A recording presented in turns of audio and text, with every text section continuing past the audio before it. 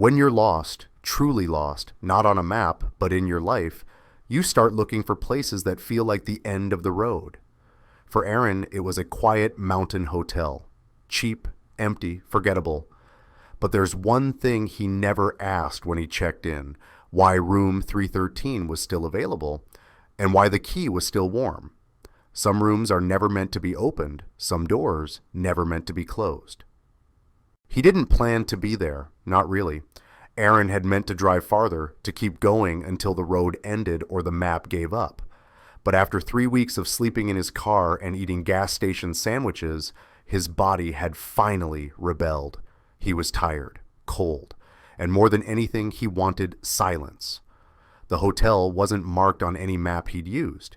It had just appeared on the side of the road, tucked between tall trees and wrapped in fog, as if the mountains had tried to keep it hidden.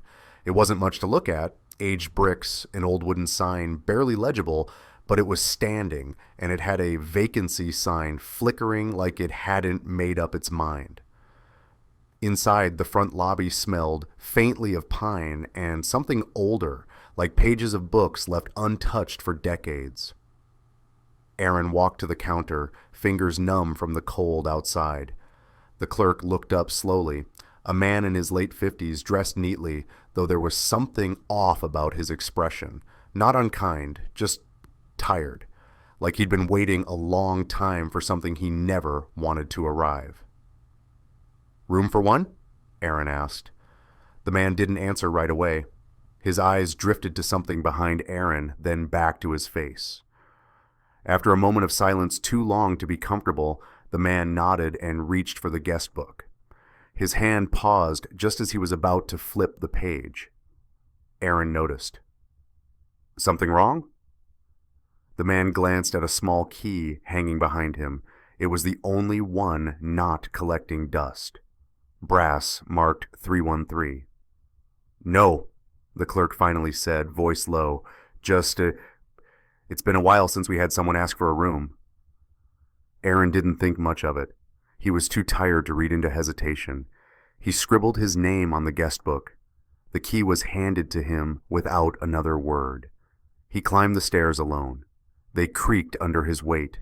There were no other sounds, no TVs, no footsteps, not even distant murmurs behind closed doors. Just his own breathing and the dull throb in his head from too many sleepless nights. Room 313 was at the end of the hallway. The door stuck slightly as he turned the knob, and when he pushed it open, a sharp chill hit his face. The air inside was colder than the corridor. It smelled like dust and metal. The room was simple: bed, dresser, closet, a small bathroom off to the side. But something about it felt unsettled, like the air hadn't been moved in years. He dropped his bag on the bed and crossed the room, rubbing his arms. The thermostat on the wall was set to a reasonable temperature, but the air didn't match it. The chill was deeper, sharper, not mechanical, more personal. It was then he noticed the closet. The door was closed, but the wood around the edges was marked, scratches, long and jagged, as if something had clawed at it from the inside out. He stared at them for a long time, his breath catching slightly. Eventually, he brushed it off. Maybe someone's pet had gotten loose in the room, or maybe some kid had gone wild with a pocket knife. Hotels see all kinds of strange guests. He changed clothes and tried to sleep, but the silence wasn't still. It had a texture, a pressure, like the air itself was aware of him. At first he thought the noises were coming from the room next door, a soft tapping, light, rhythmic. But when he pressed his ear to the wall, it stopped. He turned off the lamp beside the bed and lay down. The sheets were stiff and cold. He pulled them tighter. Then came the breathing. It was faint, just barely there, but unmistakable. Not from the hallway, not from a vent, from the bathroom. He sat up, heartbeat thudding a little harder. The door to the bathroom was open, just an inch, enough to show darkness behind it, deeper than the rest of the room. He hadn't turned the light on in there, hadn't even gone in yet. He told himself it was old pipes, a trick of the wind. Maybe the window was cracked, But then the tapping started again, closer this time. Tap, tap, tap. Soft like fingernails on wood. Aaron stood, the cold wrapped tighter around him the closer he got to the bathroom door. His hand hovered near the knob, fingers trembling slightly. He swung the door open. The light flickered as he hit the switch. For a moment, nothing happened.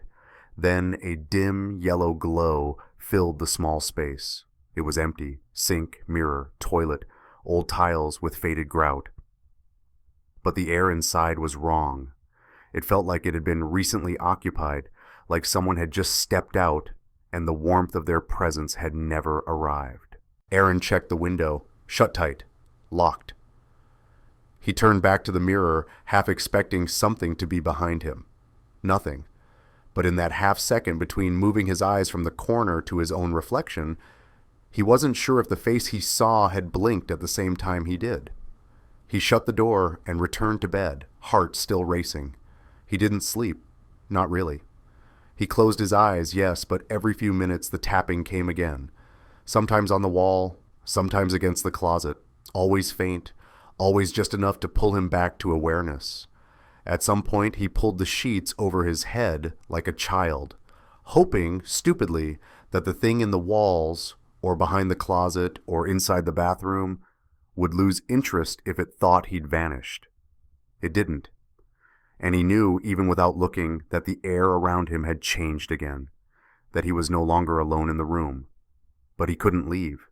Not yet. He told himself he was imagining it, that tomorrow would be fine, that he was just tired, hungry, and overworked. But part of him already knew the truth. The moment he stepped through the door of room 313, he'd checked into more than just a hotel. He'd been chosen. And the room was waiting. The numbers burned into his mind. 3:13 a.m. Aaron didn't know why he woke up at that time. His eyes simply snapped open. No dream to blame, no sound loud enough to blame. The room was darker than before, the kind of darkness that didn't feel natural, like it was being held there by something. He rolled over, groggy, annoyed, but then he heard it. 3 knocks, slow, spaced apart, not frantic, not forceful, just deliberate. He froze, sat up in bed, listening. Knock, knock, knock. Each one landed with an eerie calmness, as though whoever was on the other side wasn't in a hurry, as though they knew he'd open it. He stared at the door, heart thudding now. It had no peephole, just a solid old wooden door, the brass knob reflecting the faint light from the lamp he hadn't turned off. He waited. Maybe he'd imagined it. Maybe it had come from another room. But when he forced himself out of bed and crept to the door, his hand hesitated. He opened it. The hallway was empty. Not just empty, still. The kind of still that didn't belong in a building where people supposedly slept just feet apart. The air outside the room was even colder than inside. And it smelled different now. Less like dust, more like something sour. Aaron stepped out for just a second, looked left, then right. Nothing. No footsteps retreating, no door clicking shut, not even the hum of electricity. He closed the door and locked it, jaw tight. Morning came, though it didn't feel like it. The sun never fully cut through the grayness outside. Clouds hung low, and the mountain mist swallowed the hotel from every direction. He thought about leaving, thought about packing his things and driving anywhere else. But something strange kept him there, like the room itself wanted him to stay. He told himself it was nothing, that stress was playing games with his mind, that he just needed rest. But that night, it happened again. He woke up at 3:13 a.m. sharp, like a silent alarm had gone off in his brain. He sat up, already tense, waiting. Knock, knock, knock. Then silence, until a whisper. Low, fragile, right beneath the door. Let me in. Aaron's body locked. He couldn't move, couldn't think. The voice was soft, almost pleading, and unmistakably real, the kind of whisper that only exists inches away, The kind that can't be ignored because it already knows you're listening. Let me in. It came again, softer this time, as though it knew his fear was ripening. He didn't move for a long time, barely breathed. When he finally worked up the nerve to approach the door, he crouched down slowly and listened. Nothing. Not even the air. He pressed his forehead against the wood and closed his eyes. Still nothing. Then, suddenly, footsteps, racing down the hallway, away from his door. Quick, barefoot, and then gone. The next day, he avoided looking in mirrors, even in the bathroom. Something about the reflection felt wrong now, as if it might show something he hadn't seen in the room itself. That afternoon, on the way to the lobby, he passed by a long hallway mirror near the stairwell. His reflection lagged a half-second behind his actual movements. He stopped, turned toward the mirror. It matched him now, perfectly. He took a step forward. So did the reflection. Another step, still normal. But just as he started to walk away, he caught a flicker in the corner of his eye. He turned back, and there, in the reflection, was a woman, standing near the end of the hallway behind him, pale, dressed in white, still. Too still. Her head tilted slightly. He spun around. No one was there. He looked again at the mirror. Gone. Aaron stood there frozen, in the middle of the hallway, trying to convince himself he'd seen a trick of the light, or fatigue. But it didn't feel like an illusion. It felt like a warning. He went to the front desk, trying not to look shaken. The clerk looked up from a small ledger, eyes glassy and tired. "I need to ask you something," Aaron said, voice low. "About room 313. The clerk stiffened. "Is there someone staying near me? I keep hearing things. Knocks, voices. I thought maybe it was the next room over, but..." The clerk interrupted, voice unusually firm. "You must be mistaken." Aaron blinked. "What?" "We don't have a room 313. The words felt too rehearsed, like something the clerk had said before. Aaron stared at him, waiting for the clerk to correct himself, to offer a nervous laugh or admit it was a mistake. But nothing came. The silence stretched. "I've been staying in room 313 since I got here." The clerk looked down at the ledger, flipping a page slowly. "Your name?" Aaron gave it. The man ran his finger down the guest list. Then he looked up. "You're in room 312. Aaron's stomach dropped. "Number, that's not right. The key had 313 on it." The clerk simply stared, unblinking. Aaron turned to leave, the chill on his skin sharper now. As he walked away, the clerk said one last thing, so softly Aaron almost didn't hear it. "Some rooms. Remember, people." Aaron didn't ask what he meant. He couldn't, because somehow he already knew. And that night, he wouldn't sleep. He would wait. Wait to see if the knocking came again, if the whisper would return, if the pale woman would step through the mirror, and finally come inside. Aaron didn't leave the room that day. Something had shifted since the front desk conversation. The lie about room 313. The way the clerk had looked at him, like Aaron was already part of some long story he hadn't agreed to be in. And so, instead of packing his bags or demanding answers, he did something else. He searched. Not because he thought he'd find something specific, but because something in his gut whispered, "There's something here, and it doesn't want to stay hidden." He started with the walls, tapped along the baseboards, looked behind the faded curtains, nothing but dust and peeling wallpaper. But when he moved the bed slightly, just enough to check behind the headboard, he noticed a rusted metal vent, half covered by the wall frame. Its screws were loose. The vent itself was dusty, grimy. But what caught his eye was the edge of something tucked just inside it. Paper. He reached in and carefully pulled it out. It was a torn journal, the cover soft from age, the corners curled like old leaves. Some pages were missing, others water-stained, but enough remained to read. And the name written faintly inside the front cover?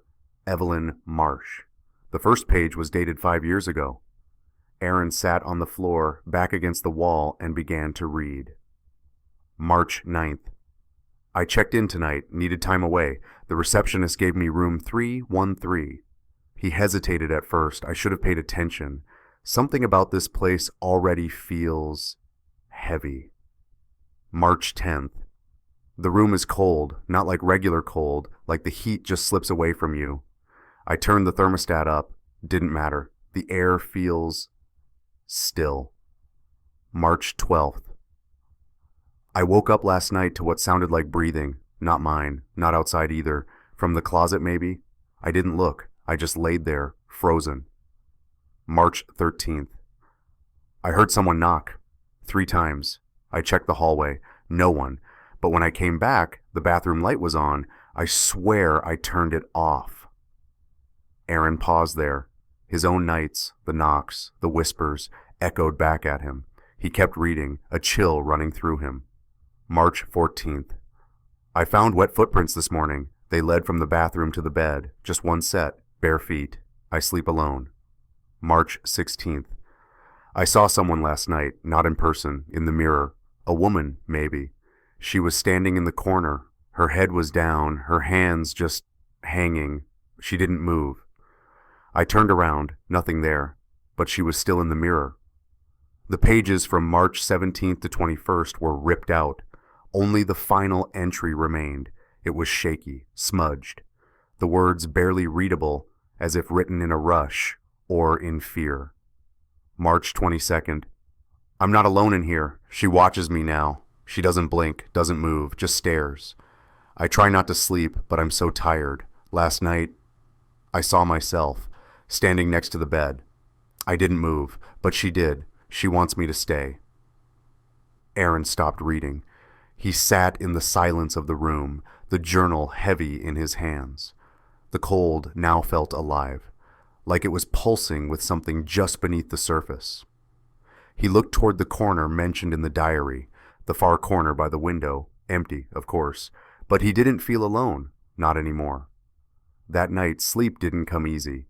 He kept the lamp on, the journal by his side, and when his eyes finally closed, it wasn't for long. Because sometime during the night, something changed. The temperature dropped sharply. He pulled the blanket over himself, teeth lightly chattering, and then he felt it. A shift. A presence. He opened his eyes slowly, and there in the corner, the same corner Evelyn wrote about, stood a figure. A woman. Her back to him. She faced the wall, her head slightly tilted, as if listening. Aaron didn't move. His body wouldn't let him. He stared, not blinking, not breathing too loudly. Her hair was long, dark, wet. She didn't move, didn't speak. Just stood, motionless, with the patience of something not bound by time. Aaron wanted to scream, wanted to shut his eyes, hide under the blanket, do anything other than lie there frozen in fear. But he didn't. He couldn't. And she stayed like that until the morning light barely crept through the blinds. When he dared to look again, the corner was empty, but the carpet was damp.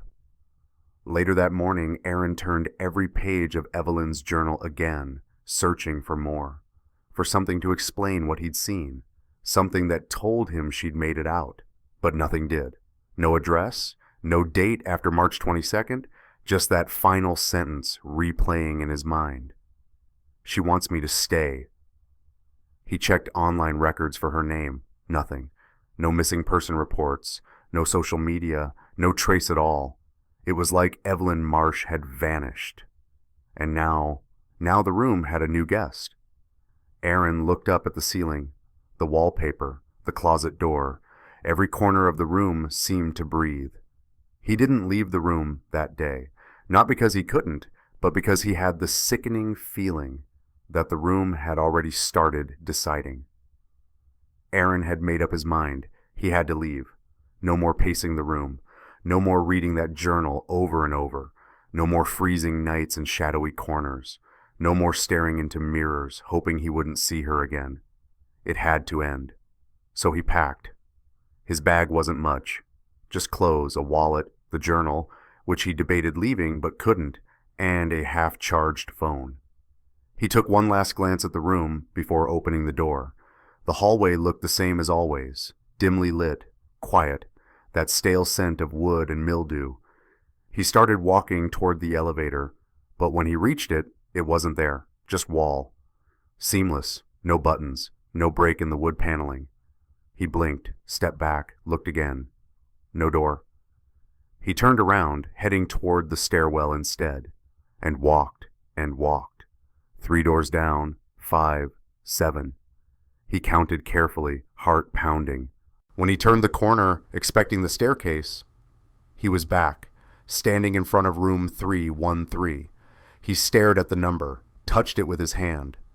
It was real. Cold metal, solid. He retraced his steps again, slowly, deliberately, turning corners, checking each door, counting breaths, but every time, no matter the path. Room 313 was where he ended up. His room, his trap. He knocked on another guest's door. A man answered, older, polite, but wary. Aaron tried to stay calm. "Do you know how to get to the lobby? I think I'm lost." The man tilted his head.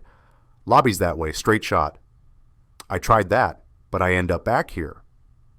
The man looked past Aaron, then back. "At what room?" 313.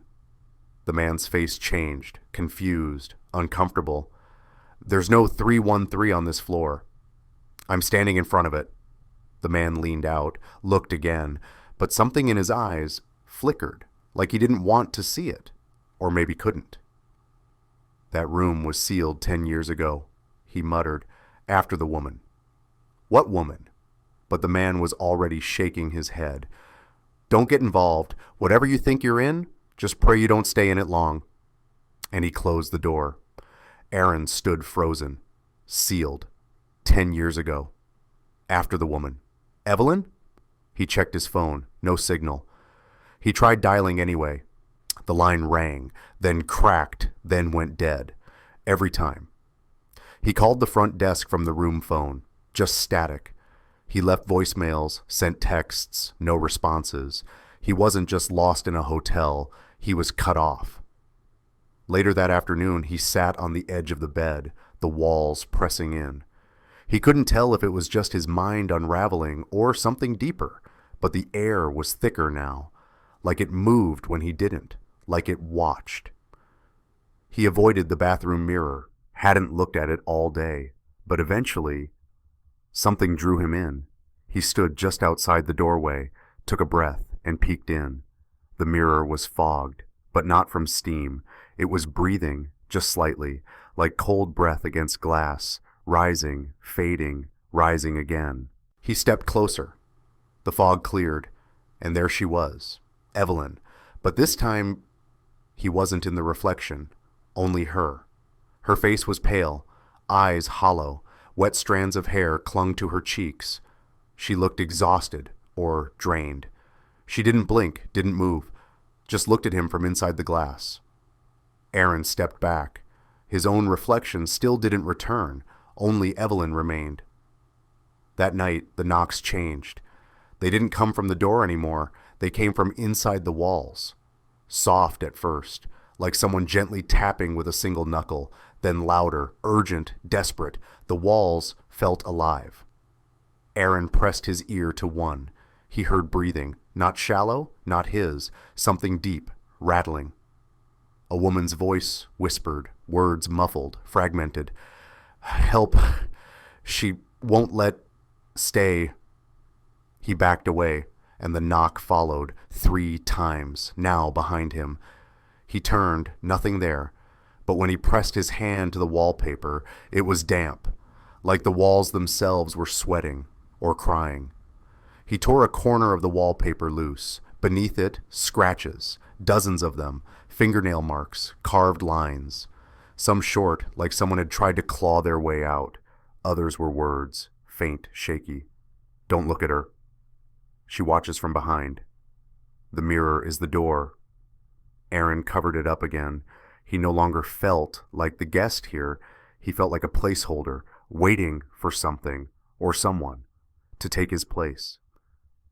He didn't sleep that night, not because of the fear, but because every time he closed his eyes, he felt the walls breathing against him, and the reflection, watching, smiling faintly, waiting for him to blink.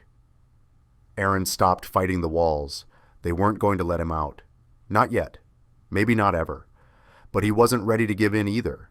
There had to be a way to understand what was happening, why room 313 even existed, why Evelyn was still here, or maybe more importantly, why he was still here.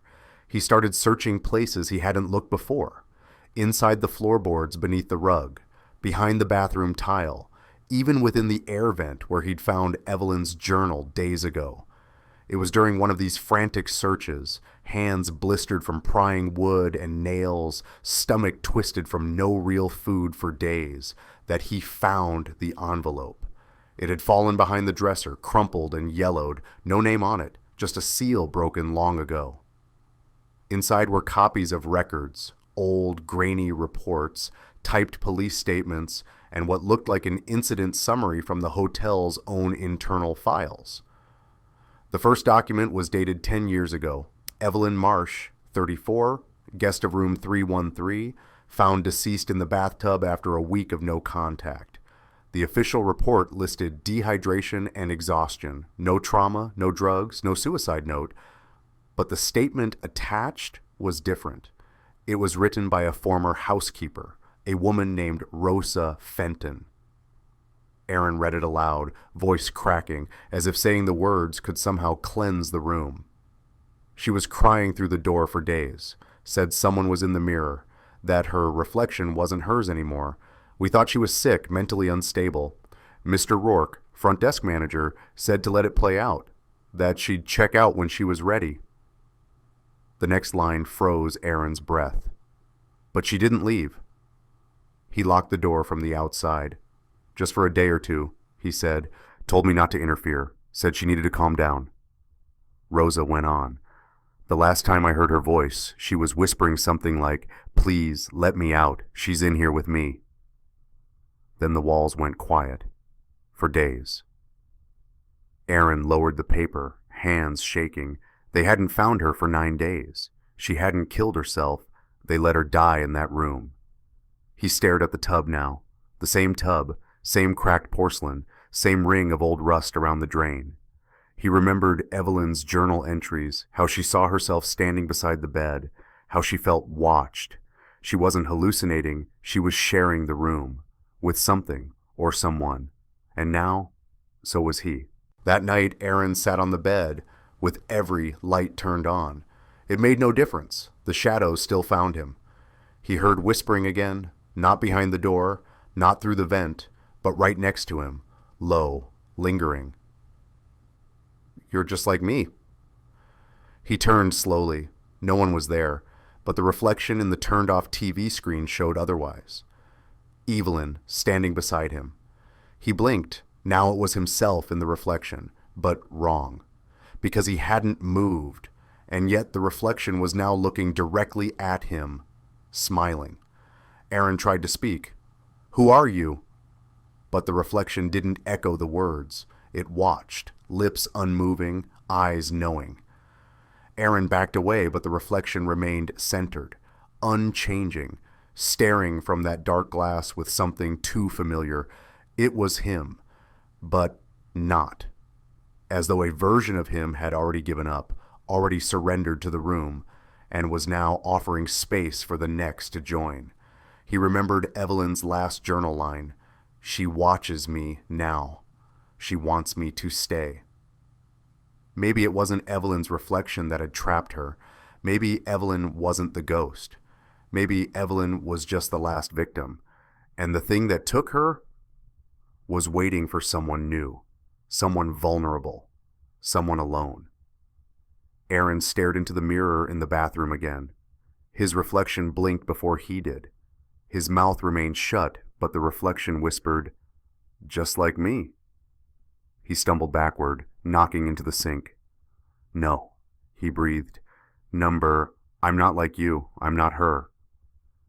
The mirror pulsed with condensation, again not from heat, but from breath. His reflection didn't copy his panic. It stared at him with pity. "You're tired, just like she was. Let me help you rest." He turned on the tap, splashed cold water on his face. Looked up. The reflection didn't flinch, but its smile deepened. Aaron screamed, shoving the mirror with both fists. It cracked once, twice. The room shook, the lights flickered, and through the broken shards, Evelyn's face returned, her lips barely moving, but the whisper was clear. She kept me here. Now I keep you. Aaron collapsed onto the floor. This wasn't a haunting. This was a cycle. The room fed on people like Evelyn, and now on him, emotionally fragile, mentally unraveling, spiritually unguarded. He had become exactly what the room needed to survive. A new echo in the mirror, a new whisper in the walls, a new soul to watch the door and wait for someone else to knock. Aaron was gone, not checked out, not moved to another room, simply no longer present. His belongings remained, clothes in the drawers, his toothbrush still damp, the journal pages crumpled by the vent where he'd dropped them. The lights were off, but the air felt thick, like someone had just exhaled and never inhaled again. Downstairs, the lobby was quiet. The front desk clerk, Mr. Rourke, stood behind the counter, his expression blank, as if he'd been here before, many times. He pulled out a worn ledger, found Aaron's name, drew a line through it, not a checkout, not a refund, just a quiet cancellation. Then, wordlessly, he picked up a brown envelope. Inside were the torn journal pages, Evelyn Marsh's final entries. He moved slowly, like someone in a dream, and fed them one by one into the small shredder beneath the desk. The final entry, "She wants me to stay," was the last to go. Room 313 was prepared again, bed made, bathroom cleaned, mirror polished, closet door closed, despite the deep, claw-like scratches on its wood. The desk clerk folded the last towel, placed it neatly beside the sink, and set the key on the bed. Tag 313. The door closed with a soft click. Later that afternoon, the automatic lobby door opened. A man entered, mid-30s, suit wrinkled, eyes heavy from sleeplessness. He looked around with the expression of someone who wasn't fully present. Grief? Burnout? Something more personal? More recent? Maybe all of it. The kind of man looking not for a vacation, but for disconnection. The clerk welcomed him with a nod. No formalities, no ID check. He simply turned around, opened the drawer, and handed the man a key. Wooden tag. Room number engraved, 313. Upstairs, the hallway was silent, dimensions unassuming. The new guest walked past a row of doors until he reached the one at the very end, room 313. He paused. There was nothing outwardly wrong with the door, but something in him hesitated. Just a flicker. Then it passed. He slid the key in. Click. He entered. Later, after the door had shut, the hallway remained quiet. But if someone were watching, if anyone had been watching, something would have felt off. Like a draft under a sealed window. Like a room taking a slow, deep breath. Inside room 313, the new guest unpacked. Nothing much, just a phone, a book he wouldn't read, a wallet with nothing of importance. He washed his face in the bathroom and glanced up at the mirror. Normal, for now. Back downstairs, the front desk clerk closed the ledger. He stared at the front door, then up at the old analog clock above the counter. 3:13 p.m. His hand twitched. He turned the page in the ledger. A blank line awaited the next guest. In room 313, the lights flickered once. The man, lying on the bed, didn't notice. He was too tired, too far gone. He didn't notice the light tapping or the faint rustle inside the closet. He didn't see the movement in the bathroom mirror, but something was there. And from the other side of the peephole, someone watched. Not a ghost, not Evelyn, not even a shadow. It was a man, tired, hollow, unmoving, staring without blinking. Aaron, now part of the room. Not its guest, its host. The cycle begins again, no checkout, no escape, just another vulnerable soul, quietly fading into room 313 and waiting for the next final guest.